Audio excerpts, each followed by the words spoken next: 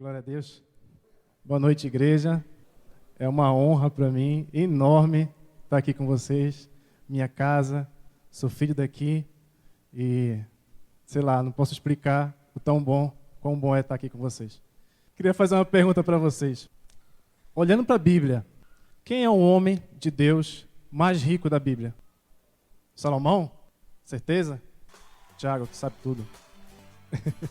Salomão, ele foi muito rico, mas para mim ele é o segundo mais rico. Para mim o mais rico era Adão. Adão tinha tudo para ele, só para ele. Tudo, não tinha sogra.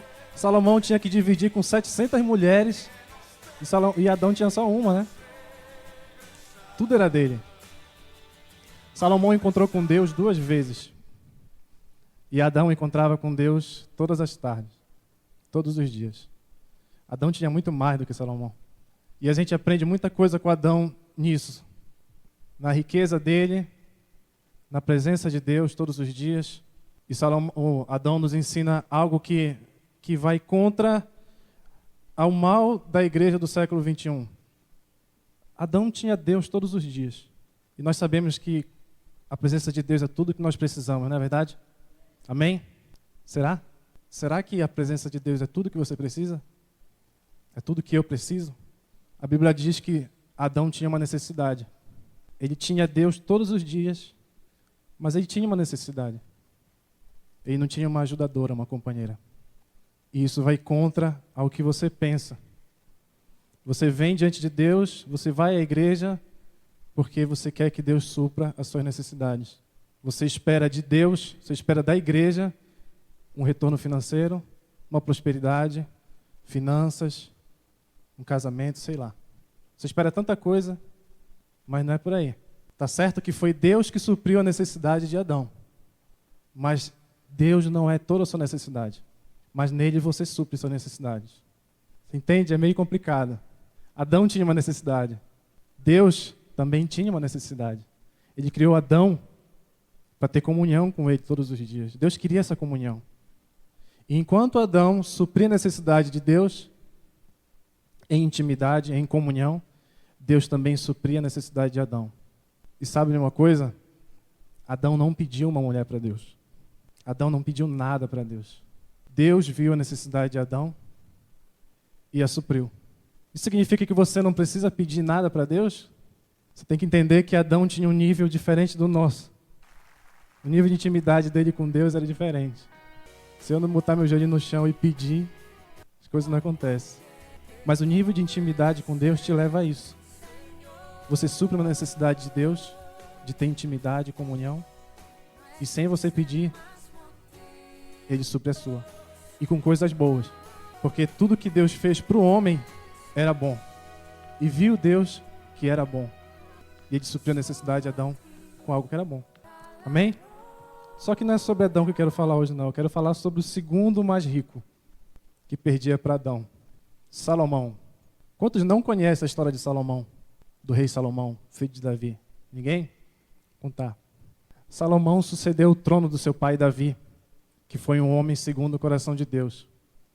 Salomão foi muito agraciado, porque tudo que ele recebeu de Deus não foi por causa dele, foi por causa do seu pai. Por causa que Deus fez uma aliança com seu pai, ele abençoou Salomão.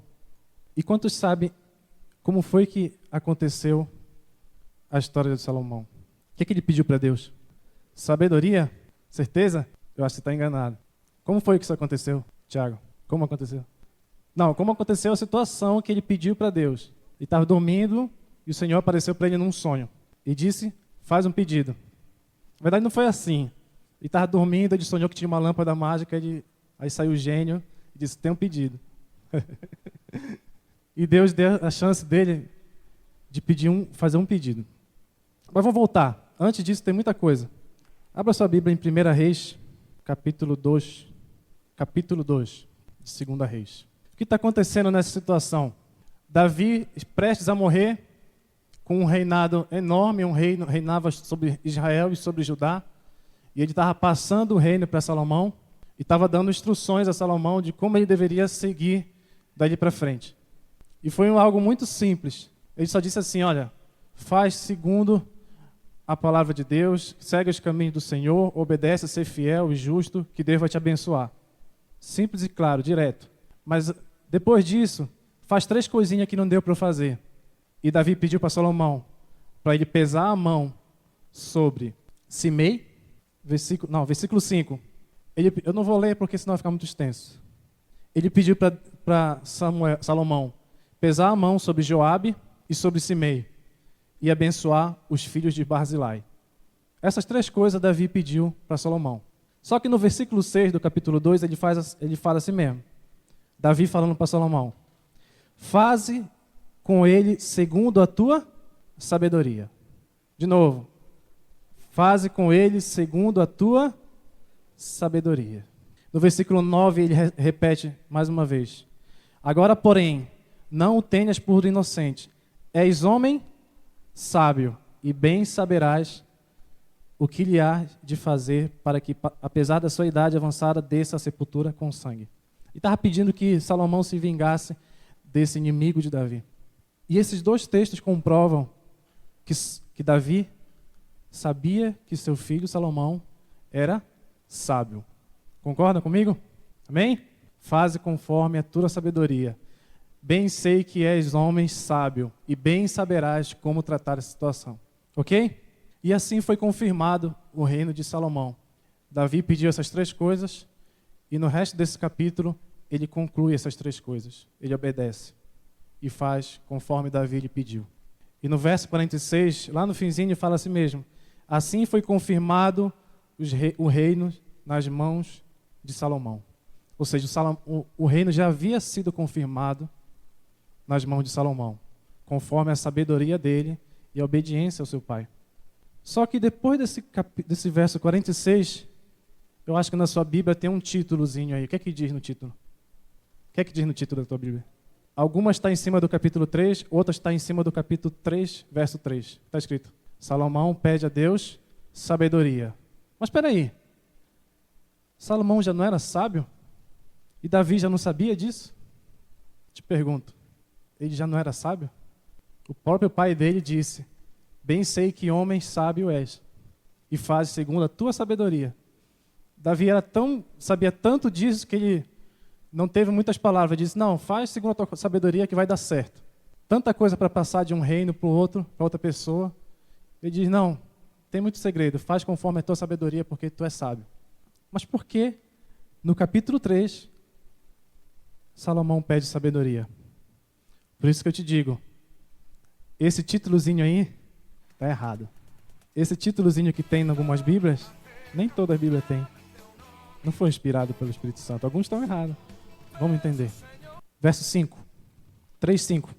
Em Gibeon apareceu o Senhor a Salomão, de noite, em sonhos, e lhe disse: pede o que queres que te dê.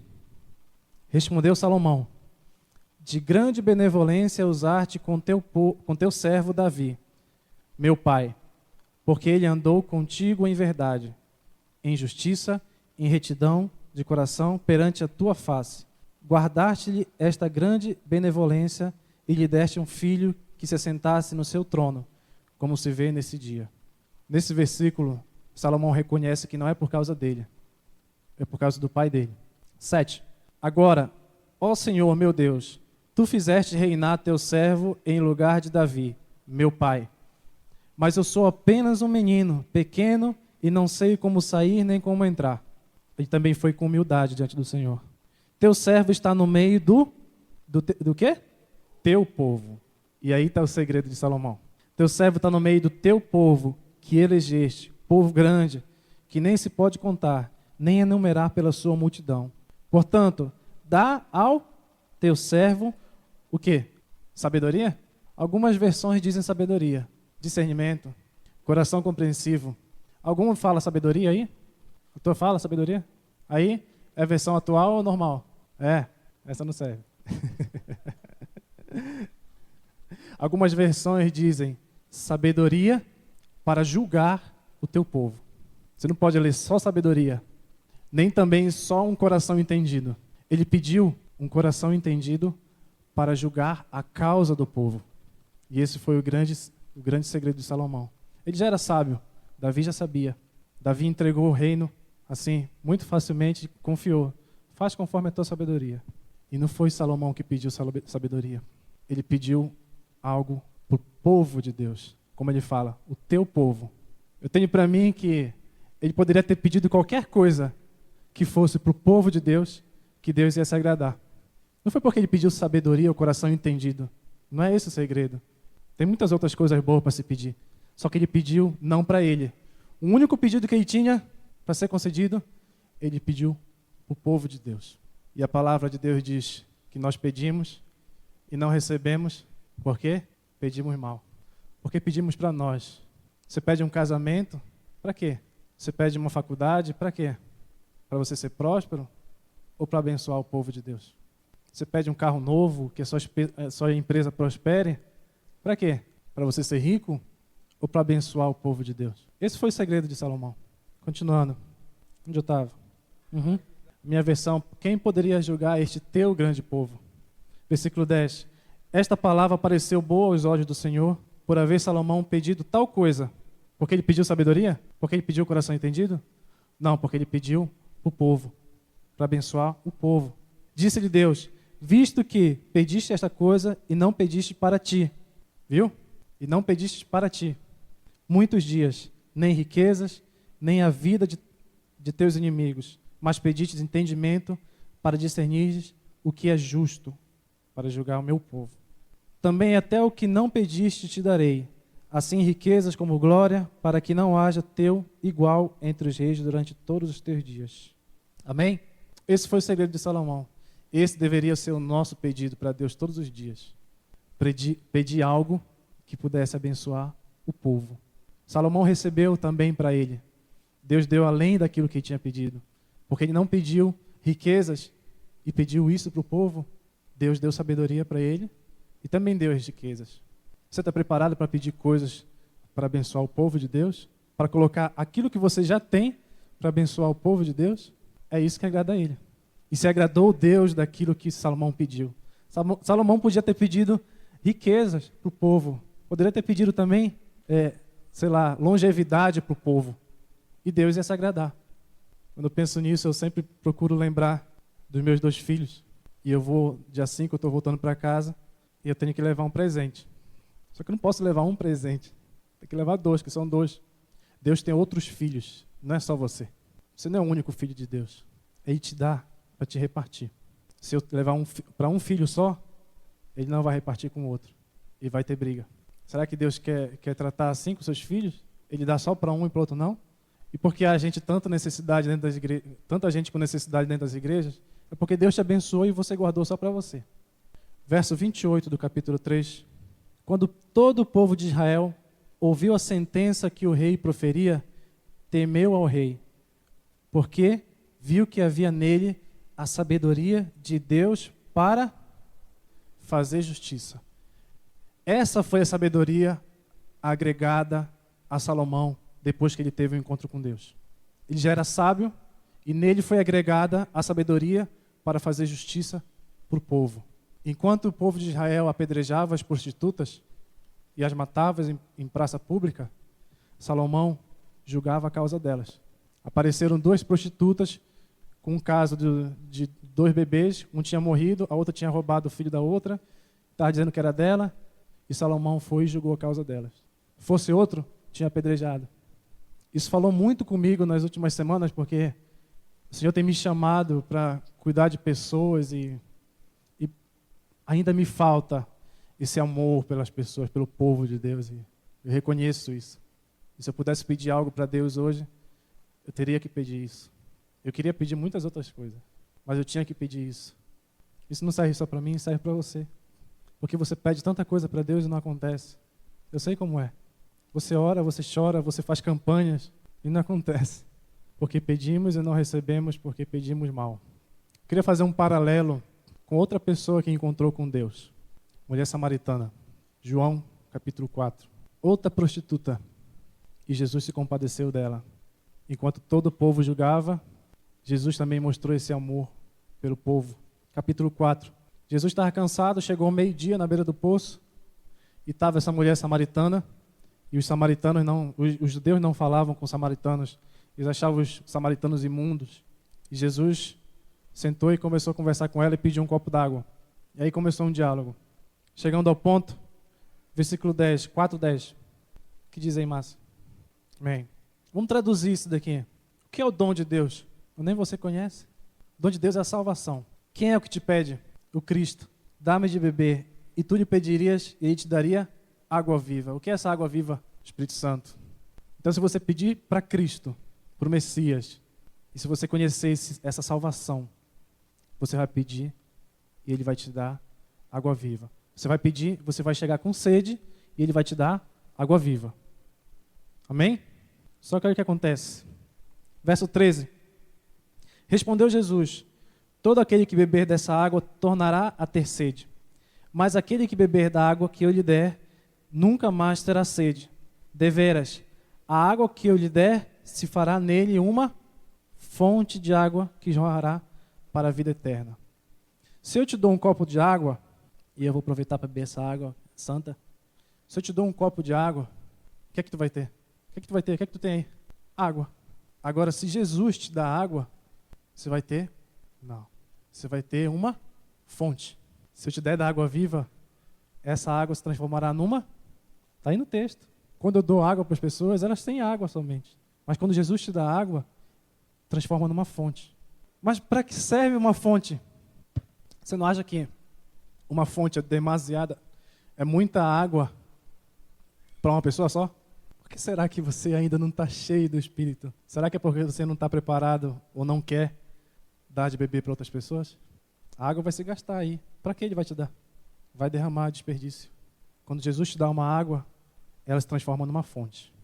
Não é somente a água. E aí entra de novo a questão de Salomão. Deus quer que você comparta aquilo que você tenha com os outros filhos dele, com o resto do povo dele. Amém? Disse-lhe a mulher: Senhor, dá-me dessa água, para que eu não mais tenha sede, nem precise vir aqui tirá-la. Outra vez a mulher se equivocou. Outra vez ela queria buscar a Deus para resolver necessidades dela, para acabar com o cansaço dela de vir todo dia, meio-dia, pegar água. E você vem na igreja por causa disso, para que Deus te abençoe. Mas não é para isso que serve uma fonte. Jesus, já vendo que ela não entendia tanta coisa que ele tinha explicado, não sabia quem era o dom de Deus, quem era que estava lhe pedindo a água, o que era água viva, não entendia nada, e disse: tá, vai, chama o teu marido e volta aqui, que eu acho que eu vou explicar para ele, talvez ele entenda melhor. Respondeu ela: não tenho marido. Disse-lhe Jesus: tens razão em dizer o que não tem marido, pois já tivesse 5 maridos e o que tem agora não é teu. Verso 19. Disse-lhe a mulher: Senhor, vejo que tu é profeta. Aí ela começou pela beira ali, errou de novo. Nossos pais adoraram nesse monte, mas vós, os judeus, dizeis que é em Jerusalém que o lugar onde se deve adorar. Aí ela começou a pensar como nós pensamos, né? Guerrinha de igreja. Não, a minha igreja é melhor, a tua é pior. Não, Deus está aqui na minha, porque meu pastor é melhor. Aí Jesus fala: vem a hora e já chegou, que os verdadeiros adoradores adorarão ao Pai. Não aqui, não em Jerusalém, mas em espírito e em verdade. E os verdadeiros adoradores são esses que não têm essa divisão entre o corpo de Cristo, que não tem placa. Isso que ele falou foi uma resposta a isso que ela falou, a essa briga dos samaritanos, a igreja, o templo dos samaritanos e o templo dos judeus. Mas vai chegar a hora que nós não vamos ter isso. Não vai ter divisão no corpo de Cristo. Você vai receber água e essa água se transformará numa fonte para abençoar todo o povo. Os seus pedidos vão ser transformados e você vai começar a pedir coisas para abençoar todo o povo. Não somente para abençoar o seu casamento, mas que o seu casamento seja uma referência para abençoar todo o povo. Não somente para aumentar suas finanças, mas com essa finança você possa abençoar todo o povo. É isso que agrada a Deus. É isso que agrada ao Pai. Eu sou pai e eu sei muito bem. Acho que só os pais sabem disso. Que se você quiser ganhar o nosso coração como pai, ame nossos filhos. Seja carinhoso com eles. Brinque com eles. Você vai ganhar o meu coração. Tem uma moça lá em Buenos Aires, na igreja, que todo final do culto, ela vem com 5 pesos. 5 pesos é o quê? R$2. Ela vem com 5 pesos e põe no bolso do Davi e põe 5 pesos no bolso do Daniel, que para depois do culto eles comprarem um sorvete. E eu gosto tanto daquilo. Depois do culto a gente sai e ele diz, pai, a Camila me deu 5 pesos para comprar um sorvete. Eu tenho 5 pesos para dar para eles. Eu poderia dar os 5 pesos para eles. Deus poderia te dar um carro. Deus poderia te abençoar. Mas Ele espera que o Tiago comparta os 5 pesos dele contigo. É isso que Ele quer. Eu poderia dar para o Davi e para o Daniel 5 pesos. Eu tenho. Se ela me desse os 5 pesos, não valeria muito para mim. Não significaria nada para mim. Mas como ela deu para o Davi e para o Daniel, para mim, ela ganhou meu coração. Entende como é diferente? Tem muito mais valor do irmão compartilhar com o irmão do que do pai dar para o filho. É muito mais grande. Amém? Continuando. 25. Disse-lhe a mulher, eu sei que o Messias chamado Cristo vem. Quando ele vier, nos explicará tudo. Ou seja, ela continuou sem entender nada. E ela disse, não, deixa aí, quando vier o Cristo, ele me explica direito aí, que eu não entendi. 26. Disse-lhe Jesus, caramba, sou eu sou o Cristo, eu que estou falando contigo. Povo duro de entender as coisas. Você e eu são assim. 28. Depois que ela percebeu que ele era o Cristo, olha como ela mudou. Então, 28. Então, deixando o seu cântaro. Ela deixou lá o cântaro dela. Não importava mais aquela água, não importava mais o cântaro dela, não importava mais nada. As coisas materiais, aquilo que ela tinha falado, me dá dessa água para que eu não precise mais vir aqui todo dia tirar água. Ela esqueceu aquela água. Aquilo que, quando você encontra Jesus de verdade, de fato de verdade, sabe, tem que vir essa mudança, sabe? Você deixar essas coisas materiais, isso perde importância. A água viva, essa fonte, é muito mais importante. E prontamente essa mulher começou a usar aquela fonte. Ela foi para a cidade dela e falou com os homens daquela cidade e começou a espirrar aquela água da fonte no povo dela. Fez assim. Não chegou lá, não foi forte. Tem que ter uma fonte mais forte. Está fraca a fonte. E ela recebeu da água viva. Amém? Ela recebeu a água viva e aquela água se transformou numa fonte. E ela foi para a cidade dela e falou para aquele povo. E ela foi responsável de levar Jesus até o povo. E depois diz que ela levou o povo até Jesus. Na verdade, ela levou o povo até Jesus, ela testemunhou para eles, levou o povo até Jesus. E depois o povo ficou maravilhado e disse, Senhor, fica um tempo conosco. E Jesus passou 2 dias com eles. E muitos naquela cidade, vamos ler? 39. E foram plantadas outras fontes mais. Eles não ficaram mais recebendo somente da fonte dela. Não era mais pelo testemunho dela. Já porque elas tinham visto. Eles tinham encontrado também com a água viva. E também tinham virado uma fonte. Amém? Sabe que isso sirva para nós. Isso sirva para nós. Como pedido, a forma que você vai começar a pedir as coisas para Deus tem que mudar. Senão, você vai continuar na mesma forma. Você vai continuar sem receber. Você vai continuar na miséria. Você vai continuar vendo pessoas crescer e você não. Porque você pede para o seu próprio prazer. Para suprir sua própria vontade. Voltando para Salomão. Salomão construiu o templo. E quando ele construiu o templo, ele fez uma oração para o Senhor. Vamos lá. Volta lá, primeira Reis. No capítulo 8. E Salomão acabou de construir o templo e ele trouxe a arca para dentro do templo. E nesse momento, ele fez uma oração. Muito larga a oração dele, muito grande. Eu queria ler só alguns pequenos trechos dele. Só o início dos versos. Você tem uma ideia do coração do Salomão. 33, verso 33. Quando o teu povo Israel for ferido diante do inimigo por ter pecado contra ti e se converter a ti e confessará o nome e orar e suplicar a ti nesse templo, ouve tu nos céus e perdoa o pecado do teu povo. Essa é a oração de Salomão. 36. Ouve tu nos céus e perdoa o pecado dos teus servos e do teu povo. No 38 ele repete a mesma coisa. Toda oração, toda súplica que qualquer homem de todo o teu povo de Israel fizer. 44.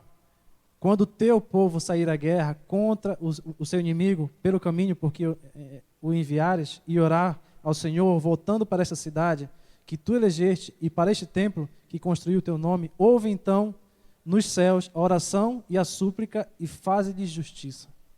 50. Perdoa o teu povo que houver pecado contra ti. Toda oração de mais de, são 66 versículos, foi pedindo pelo povo de Deus.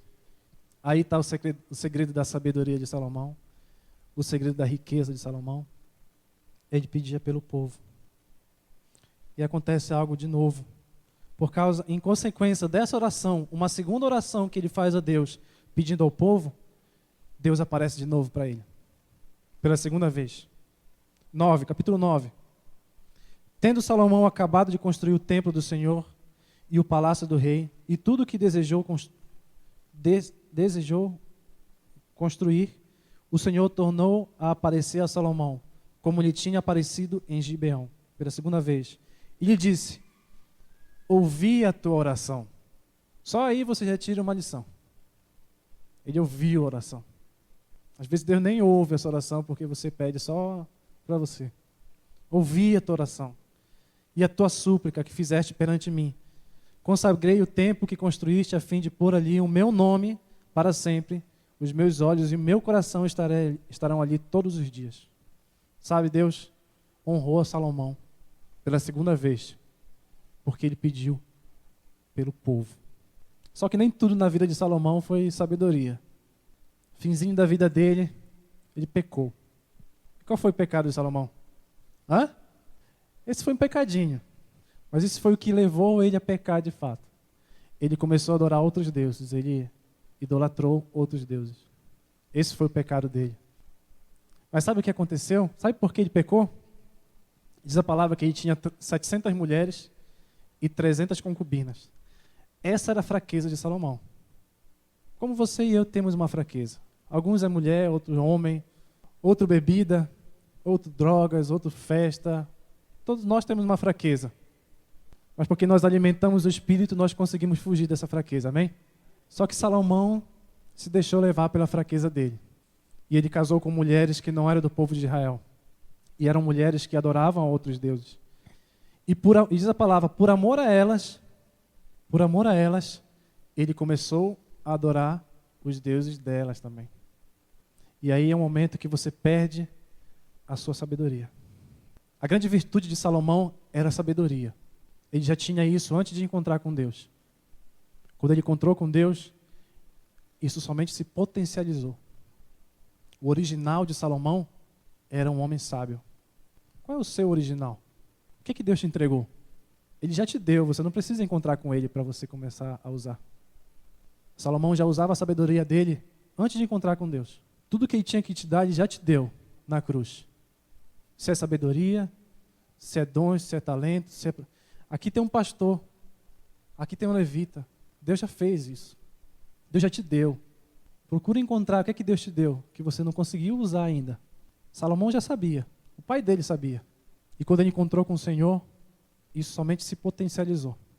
A mulher samaritana não sabia nada, não entendia nada. E ela, quando encontrou Jesus, ela descobriu o seu talento, a sua virtude. Eu lembrei da palavra do Tiago, que pregou há muitos anos atrás. Você não é isso que você está passando. Ela não era aquilo que ela estava passando, aquela prostituta. Ela não era isso. Você não é esse alcoólatra. Você não é esse adúltero. Você não é esse pecador.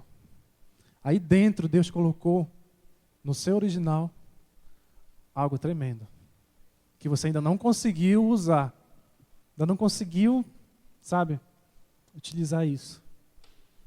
Você não é isso que você está passando. Aquela mulher não era. Se é sabedoria, se sei lá, dom de cura, tem tanta coisa. Tem tantos ministérios presos na igreja e apagados, esquecidos. Por quê? Porque não te dão oportunidade? Não, porque você todos os dias se deixa levar pela sua fraqueza, assim como Salomão. Salomão se deixou levar pela fraqueza dele e perdeu a sabedoria dele. A grande virtude que Deus colocou nele, ele perdeu por causa da sua fraqueza. Faz quanto tempo que você tem perdido tanto de Deus por causa do seu pecado? E quando Salomão pecou, no verso 9, Deus fala uma coisa que me deu tanto temor quando eu entendi isso. E diz assim: e o Senhor se indignou contra Salomão. Sim? Você acha que Deus se indigna com você porque você peca? Tu acha? Responde. Tu acha que sim? Eu não vejo Deus dessa forma. Meu Deus não é assim. Eu acho que ele se entristece quando eu peco. Mas essa indignação, a versão espanhola diz que ele se enojou de Salomão. Porque ele pecou? Continua a ler.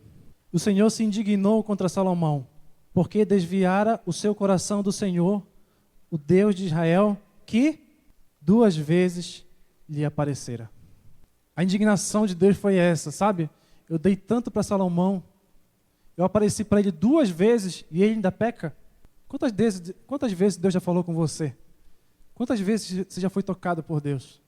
Você nem lembra, mas Deus lembra. E quando você peca, é nisso que Deus pensa. Caramba, dei tanto para o Márcio, falei tanto com ele. Quantas vezes ele sentiu a minha presença e ele volta a pecar? Por isso que é melhor você nem conhecer, porque o que é muito é dado, muito será cobrado. Melhor não conhecer, porque ele não ia poder dizer, não, ele pecou, mas eu pelo menos nunca perdi tempo com ele, derramando da minha unção, derramando do meu espírito. E é isso que indigna a Deus. O tanto que você já recebeu de Deus e você continua pecando. Você continua dando margem para a sua fraqueza, se deixando levar pela sua fraqueza, como Salomão fez. É isso que indigna a Deus. Ele não indigna porque você pecou, mas porque você não valorizou todas as vezes que ele te tocou. Você não lembra disso, mas ele lembra. Ele lembrou de Salomão. 2 vezes eu apareci para ele e ele pecou. Verso 14. E aí vem a consequência. Levantou o Senhor contra Salomão um adversário, Aradabe, o Edonita, de estirpe real de Edom. Levantou, 14 de novo, levantou o Senhor contra Salomão, um inimigo. Tem um ditado que fala que quando o crente não está passando por luta, ele está errado, ele está em pecado. Eu penso, depois desse texto, eu penso que às vezes é o contrário. Às vezes a luta vem porque Deus levantou por causa do seu pecado. É melhor você pensar assim e se prevenir e guardar todas as vezes que ele te tocou, que ele falou contigo. Como ele está falando essa noite. E quando você voltar a pecar, ele vai lembrar disso. Te falo isso não para te deixar com medo, mas para te trazer temor. Porque Salomão mesmo escreveu: o temor de Deus é o princípio da sabedoria. Amém?